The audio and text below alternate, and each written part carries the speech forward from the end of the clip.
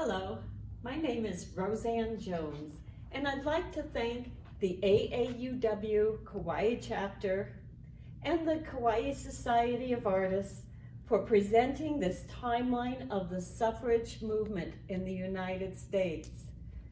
Today, August 18th, 2020, we celebrate the 100th anniversary of the ratification of the 19th Amendment.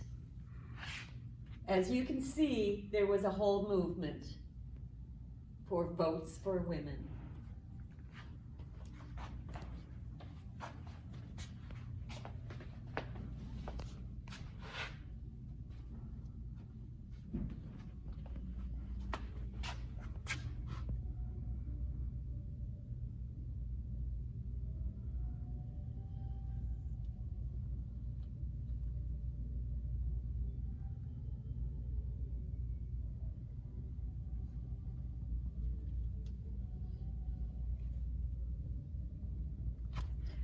We're starting this timeline with Elizabeth Cady Stanton.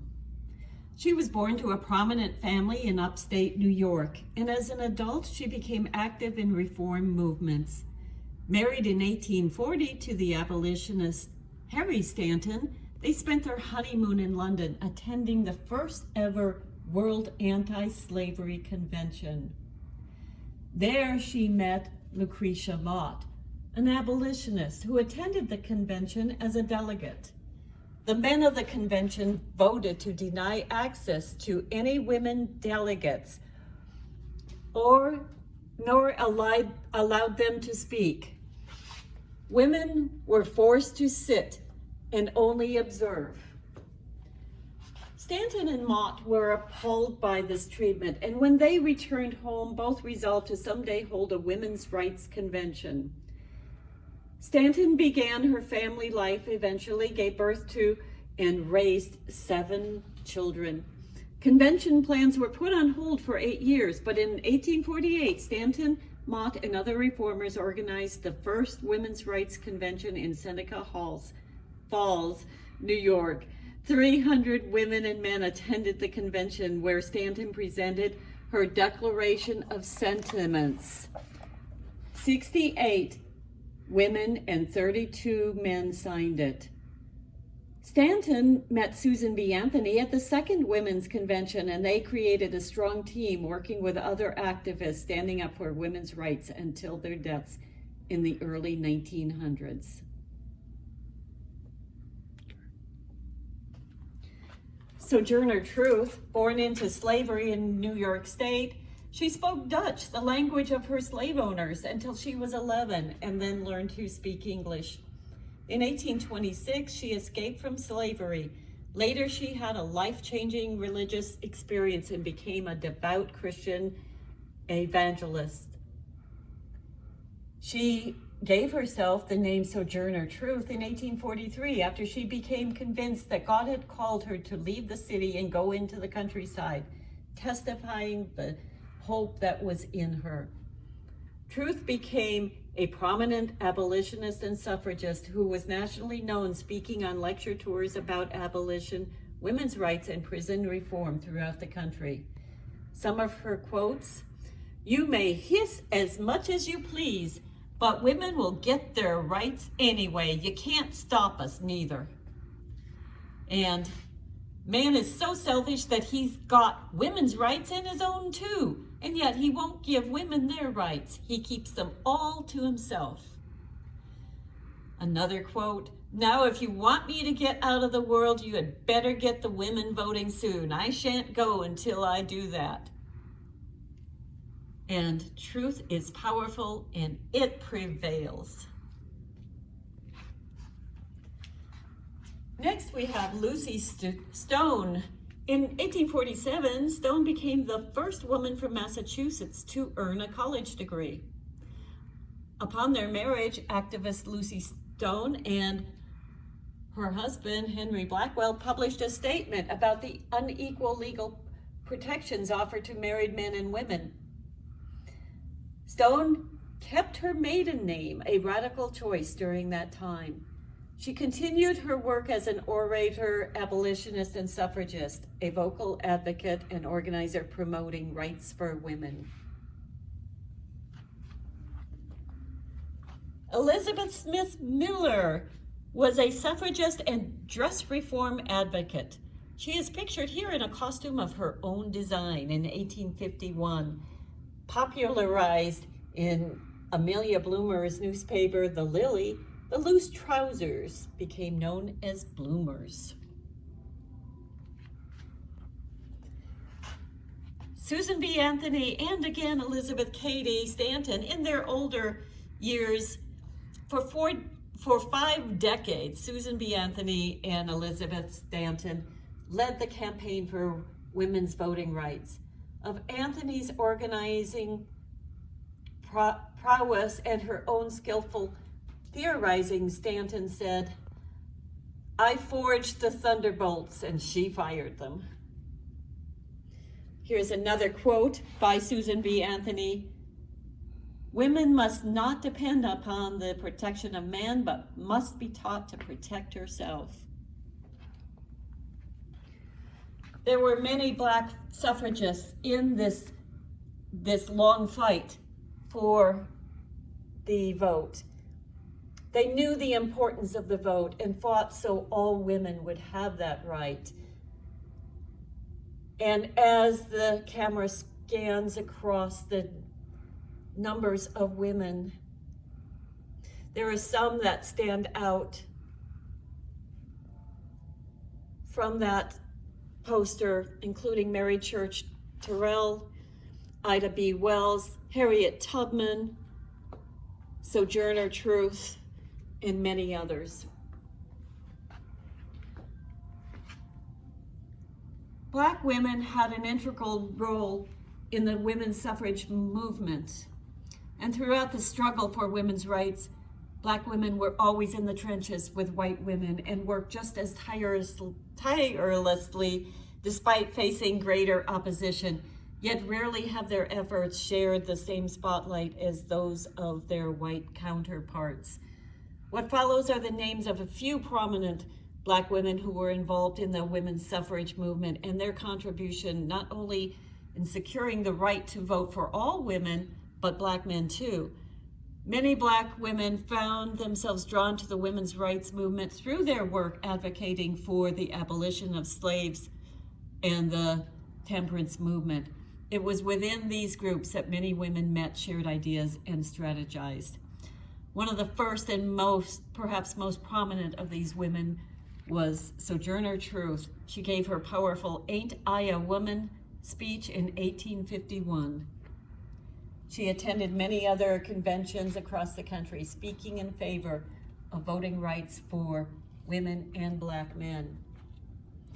Harriet Tubman was an abolitionist who actively supported women's rights. She is most widely known for being one of the fiercest women of their day.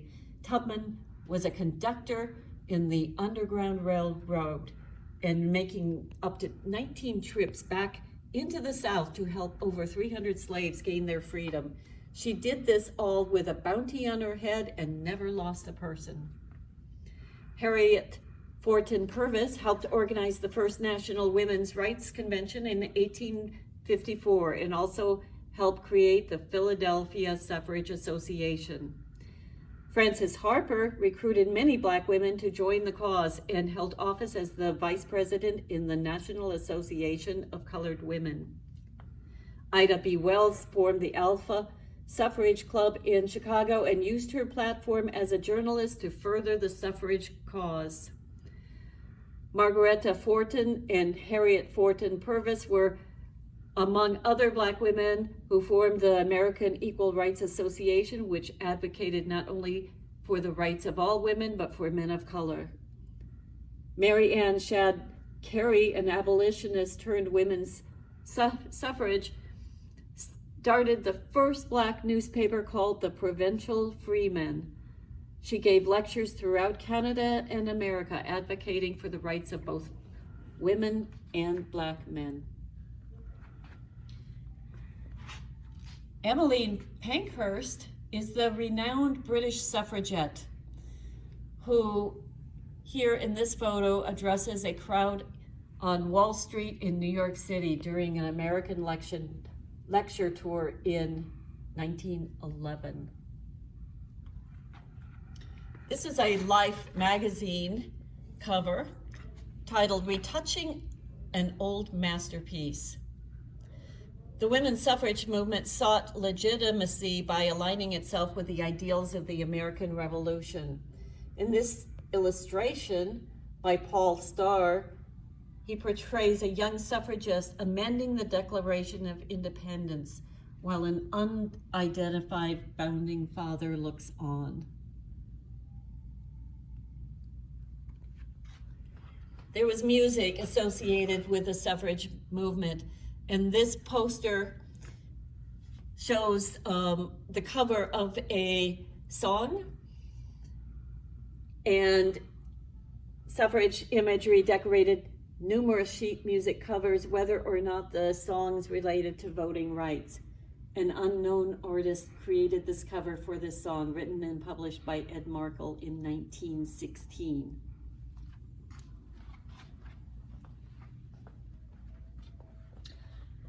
The Awakening, another illustration published by Puck magazine.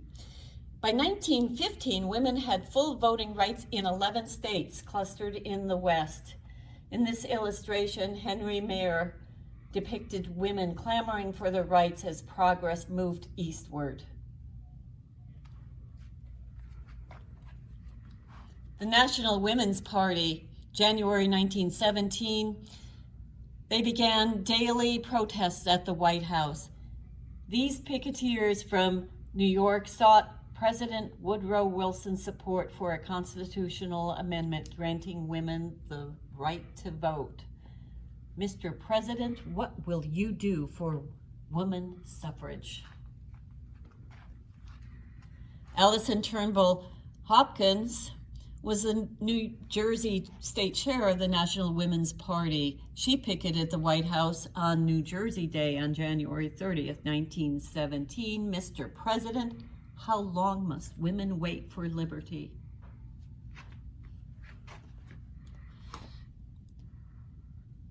A White House demonstration in 1917 also included state, professional, and other affiliated groups. This is a group of wage-earning women picketing in February 18th, 1917. This image is from the demonstrations at the U.S. Capitol in 1917 as suffragists demonstrate for voting rights by marching up the steps of the Capitol.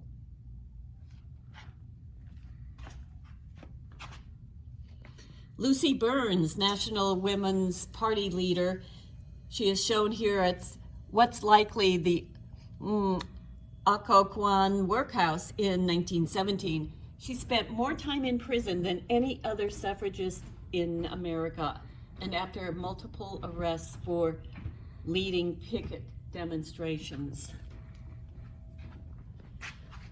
Mary Windsor, descended from a family of Quakers, she was involved with the National Women's Party and president of the Pennsylvania Limited Suffrage League.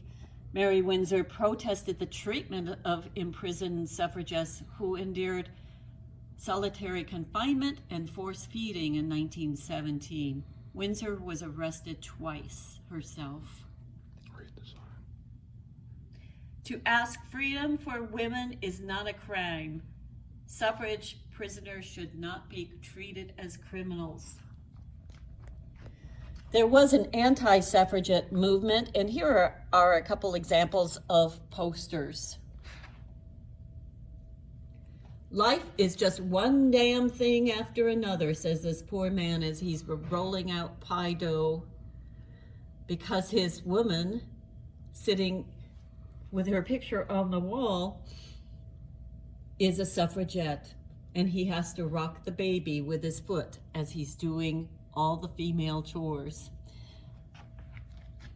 And the next poster says, I want to vote, but my wife won't let me, and he's wearing an apron to prove it.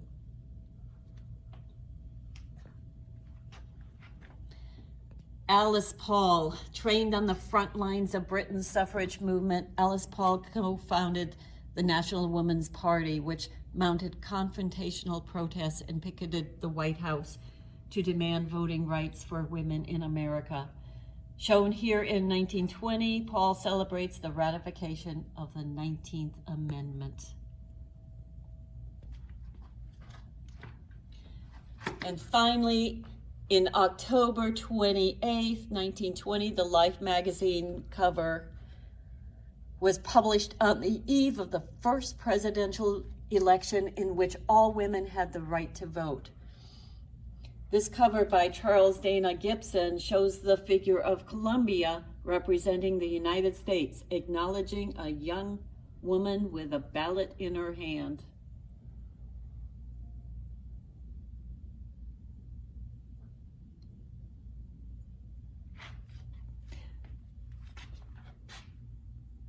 There you go. Mahalo for watching this production.